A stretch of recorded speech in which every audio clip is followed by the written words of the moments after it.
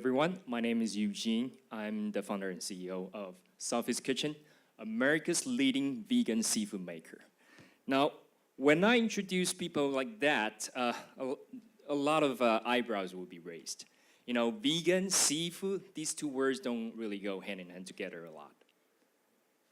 This is the problem we're trying to address. Two fishes, one in the bag is genetically modified. The front one is naturally farmed. Both fishes are of the same age. The one in the bag is 2 times the weight of the one in the front, rely on just 1/3 of the feed. So why was that happening?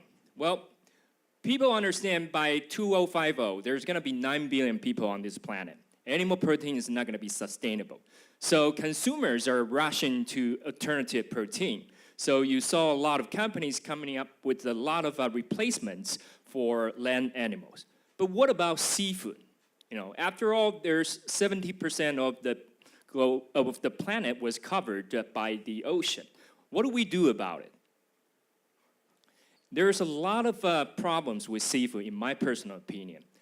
Allergy, heavy metal, and sustainability. These are just some of the issues with it. And there's tons other more that people aren't aware of. Thanks to my daughter, Sophie, she's 9-year-old right now. She's allergic to shellfish, and that's how she gave me the idea to start this business. We don't call ourselves just food company. We call ourselves food tech companies. You know, we are a company, one of the very few companies in this field that's making meat alternative, that's non-GMO project verified 100%, and also with texture. Now, I said that with a purpose. You see, when it comes to meat alternative, consumers are looking for 3 things. Number 1, source of protein. Number 2, texture. And number 3, flavor. Now, over the years, most of the businesses, they are tackling the issue of source of protein. So you see the alternative protein coming from nuts, coming from grains, even coming from bugs. But very few companies are tackling the issues of texture. After all, that's what it gives the alternative meat, really meat texture like. And that's where our technology is coming to help. We are able to use all sorts of pressure, temperature, even modification and tooling to help potentially, in our opinion, that we can potentially transform any kind of alternative protein flour into a texture-like thing that can be used in the manufacturing of these meat alternative products. And that's the difference we make. And not just that, we also use another wonderful ingredient called konjac, or konjac, if you know Japanese language. That's a very ancient plant used in Japan for centuries. It's very high in fiber, and we add it to all of our products. Just give it a very nice balance between the protein and fiber, and get the best of both of the world. This is talking about the size of the market. According to Mintel, by 2020, the meat alternative market is going to be $5.7 billion, and with a compounded annual growth rate of 6.4%.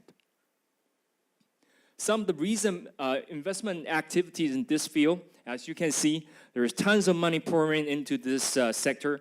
Most interestingly is Impossible Foods, with 0 revenue started by a Stanford professor. They managed to get $108 million in funding. Just think about that, how much potential and how much promise in this field. All our products are 100% non-GMO project verified, as I mentioned, and all our products are soy-free and gluten-free, and we're also kosher certified. These are some of our products, and we're launching 2 new entrees this year. What this will help us is that it will gonna enable us to cross into a much bigger category called ready-to-eat vegetarian meal, and that's a much, much bigger market. And we're probably one of the very few companies can do this seafood theme entrees. These are some of the retailers we are in, And other than myself, we got Steve covering sales, Susan working on PR and marketing, social media. In the future, we are looking towards a European market, which is an even bigger opportunity for us to go after. Thank you very much. And if you have any question, I'm gonna be here for 5 more minutes.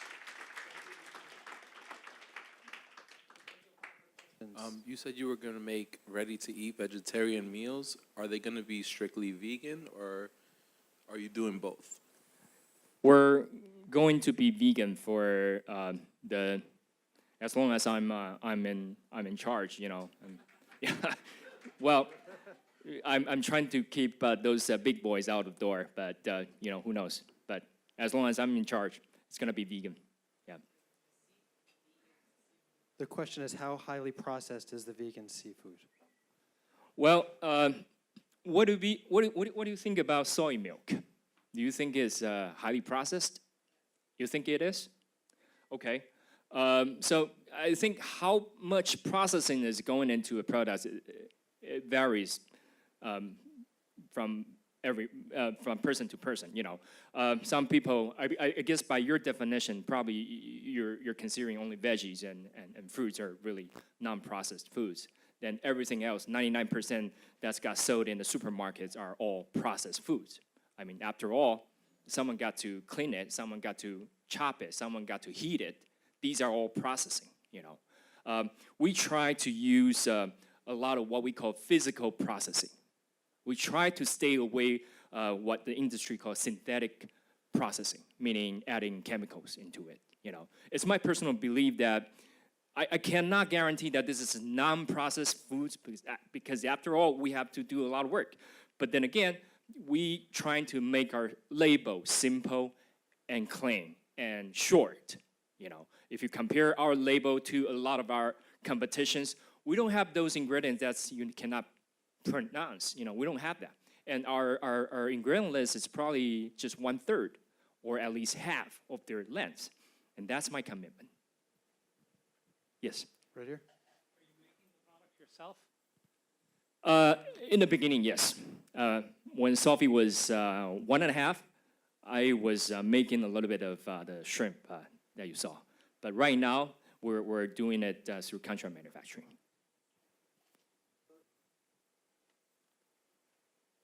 Any final questions? Yes, sir. Would you ever be interested in making a jerky substitute? Well, good question. We're actually working on that, and this prototype is going to be launched next year. It's like I said, it's still gonna be vegan, soy-free, and gluten-free, kosher. I think a lot of the vegetarian jerky available in the market is always soy. I mean, I think in this business we use too much soy. I mean, companies get lazy. Soy is already textured by some third-party vendors, and we don't mind going through the trouble. We texture the plant protein ourselves, so that that's how we can make all our foods stay soy-free, and that's how we can easily attain non-GMO project verified single. Anyone else? Don't be shy. Yes.